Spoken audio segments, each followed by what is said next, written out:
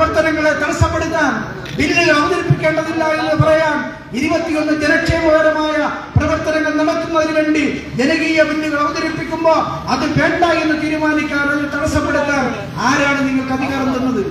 നിങ്ങളെ ജനങ്ങൾ തെരഞ്ഞെടുത്തത് ജനങ്ങളുടെ താല്പര്യങ്ങൾ സംരക്ഷിക്കുന്നതിന് വേണ്ടിയുള്ള നിലപാടുകൾ സ്വീകരിക്കാനാണ്.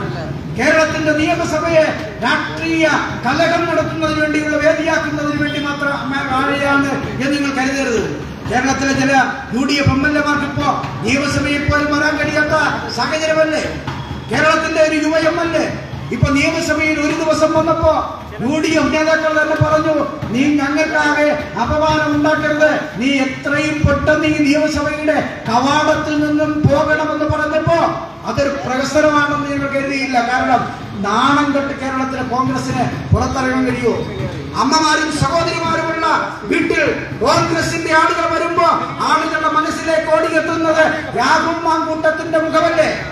എങ്ങനെയാണ് ഇവന്മാരെയെല്ലാം വിശ്വസിക്കാൻ കഴിയുക? കോൺഗ്രസ് നേതാക്കന്മാരുടെ, ദേശീയ നേതാക്കന്മാരുടെ വീടുകളിൽ നിന്ന് തന്നെ പറയുന്നു, രാഹുൽ മാങ്കൂട്ടത്തെ പോലുള്ള ആളുകളാണ് കോൺഗ്രസിനെ നയിക്കുന്നത് എങ്കിൽ അത്തരം ആളുകളെ പ്രിയപ്പെട്ട നേതാവെ ഞങ്ങളുടെ വീടുകളിലേക്ക് കൊണ്ടുവരരുത് എന്ന് ഭാര്യമാർ തന്നെ പരസ്യമായി പറഞ്ഞത് പത്രത്തിലൂടെ വായിക്കുന്നില്ലേ? ഞങ്ങൾ ആരോപണമൊന്നും ഉന്നയിക്കുന്നില്ല. ഞങ്ങളുടെ രാഷ്ട്രീയ മര്യാദ അത് അല്ലാത്തത് കൊണ്ട് ഞങ്ങൾ പറയുന്നില്ല.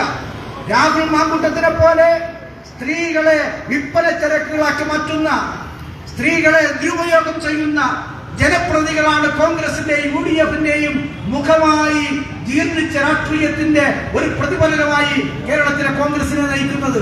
ആ ജാള്യത മറക്കണം. ആ ജാള്യത മറക്കാൻ സതീശൻ പറഞ്ഞതുപോലെ ബോംബ് പൊട്ടിക്കും എന്നാണ് സതീശൻ പറഞ്ഞത്. അവസാനം ബോംബ് പൊട്ടിച്ചു. അവസാനം പൊട്ടിച്ച ബോംബ് ശബരിമലയിലെ സ്വർണ്ണ കവർന്നെടുത്തു കൊണ്ടുപോയി കേരളത്തിലെ ഇടതുപക്ഷ ജനാധിപത്യ മുന്നണിയുടെ ഗവൺമെന്റ് എന്നാണ്. എന്ത് സ്വർണ്ണ കവർന്നെടുത്തു? അന്വേഷണം വരട്ടെ. ദേവസ്വം ബോർഡിന്റെ അന്വേഷണം പ്രഖ്യാപിച്ചു. 3 പേരെ ദേവസ്വം ബോർഡ് സസ്പെൻഡ് ചെയ്തു. പ്രഥമ ദൃഷ്ടിയ അതിൽ പങ്കുണ്ടെന്ന് കരുതിയ ദേവസ്വം ബോർഡിന്റെ പ്രധാനപ്പെട്ട തസ്തികകൾ വഹിക്കുന്ന 3 സുപ്രധാനമായ ഉദ്യോഗസ്ഥന്മാരെ കോടതിയുടെ നിരീക്ഷണത്തിന്റെ അടിസ്ഥാനത്തിൽ സസ്പെൻഷന് വിധേയമാക്കിയപ്പോഴാണ് പത്രം എഴുതിയത്. ആ 3 പേരും കോൺഗ്രസിന്റെ ഭാഗമായി നിന്ന് പ്രവർത്തിക്കുന്ന ദേവസ്വം ബോർഡിൽ INUC എന്ന് പറയുന്ന ട്രേഡ് യൂണിയൻ സംഘടനയുടെ പ്രധാനപ്പെട്ട ചുമതല വഹിക്കുന്ന 3 ആളുകളാണ്.